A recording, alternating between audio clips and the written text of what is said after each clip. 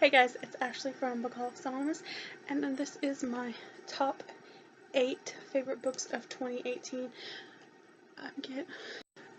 I'm a little slow getting to this, but I still figured I wanted to do it. So, and these books are in no particular order, and they're not just books that came out in 2018, they're just books that I read in 2018. So,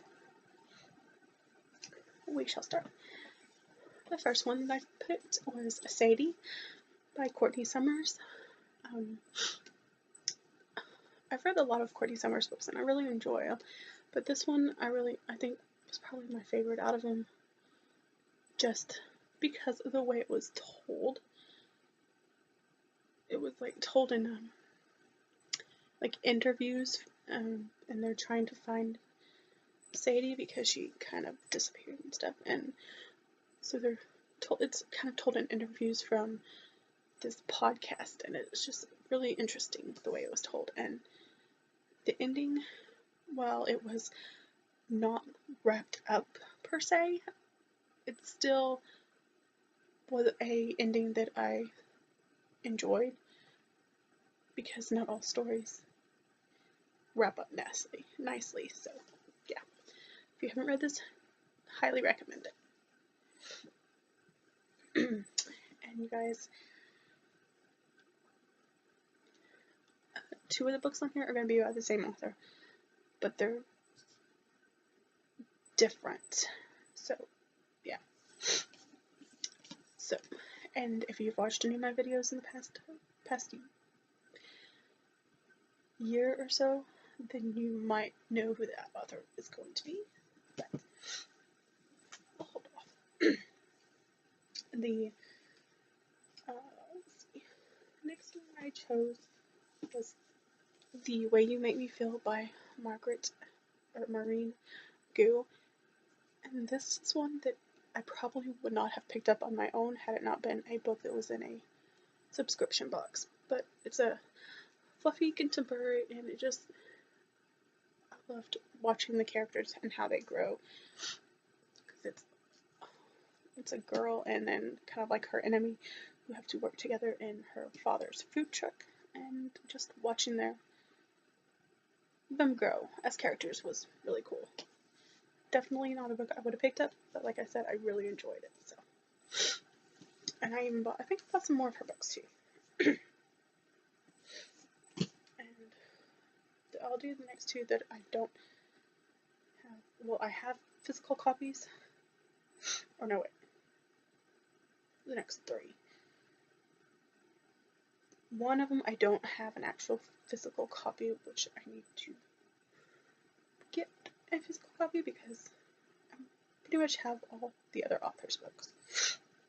And then the other book is on my shelf, among other things, and I didn't want to pull it down and mess everything up, so that one. And then the other one is a book that was in my storage, but I also have it on my Kindle. So for the first one, I will say it'll be Say You'll Remember Me by Katie McGarry, which is a book that I actually don't have. It was at eARC that I read last year, and like all of Katie McGarry's books, I adore it. And if you don't know why, you should definitely check out any of her books. They're all of them are pretty much contemporary, but they're really good, and the characters are always awesome. So, yeah. The next one that I have over on my shelf over here, I just don't want to get it down, is A Court of Mist and Fury by Sarah J. Maas. Now, she's got a lot of books out too, and I picked the second in this, the ACOTAR series, just because we learn more about like the inner circle, and we learn about Reese, and we learn more about Vera, and so I just really enjoyed the second one more than any of the other books. So that's why that one is on my list. But I enjoyed them all of them, so yeah. And the other one that I have on my Kindle and in storage somewhere was Red Queen by Victoria Aveyard. And this book, I've seen so many people say they don't like it because it has so many tropes and that YA has, but for me personally, I enjoyed it because I like the different powers and the X-Men feel to it, the lightning and all that kind of stuff. So I enjoyed it and definitely want to finish the series. Now, for the last 3 books, if you haven't been keeping up, the next one I chose was Legendary by Stephanie Garber. This is the second book in the Caraval series. As you can tell, well, you can't really see some of the tapping. But I chose the second book because we meet more characters in it. We learn more about the characters. We learn more about who Legend is. We meet Jack. We meet just a whole bunch of other characters, and I just really enjoyed meeting them. So, and I can't wait until the finale comes out this year. And the last 2 books are, like I said, from the same author, but they aren't. One is contemporary, one is, I don't know how they put it or what genre they put it into. But yeah. So that is Kasie West, guys. And so honestly, I read all of Kasie West books last year that were out, except for Split Second, which I will talk about in a minute.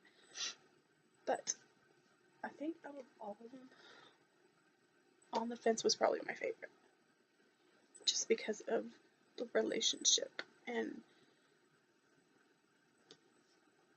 she's grown up around all guys and stuff, and her next door neighbor is like her brothers and stuff, best friend, and then they start talking over the fence, and it just, I don't know, something about that just was sweet, and I really enjoyed it. And then the last book was Pivot Point by Kasie West. This one is not really a contemporary like her other stories or her other books. This has more of a sci-fi, dystopian-like feel. Not really dystopian, but more of a sci-fi feel, I think. And this was the first book in the duology, which the second is Split Second, which I haven't read and I really want to read, so I need to buy. But this one is about a girl who kind of can see the future, and she can see different paths in the future. And so she's trying to see one of her paths lead her one way, the other leads her another, and so she's kind of between those two. And I really enjoyed it. And again, this is one that has like power like things in it, so that's another reason I really enjoyed it. So yeah, those are the books that I chose. Let me know if you liked any of those books or what your top whatever books were of 2018. And yeah, I also have the top 8 least favorite books of 2018, which I will do soon. So yeah, and then I've got a couple of other videos. So, but yeah, let me know, and we'll see you guys next time.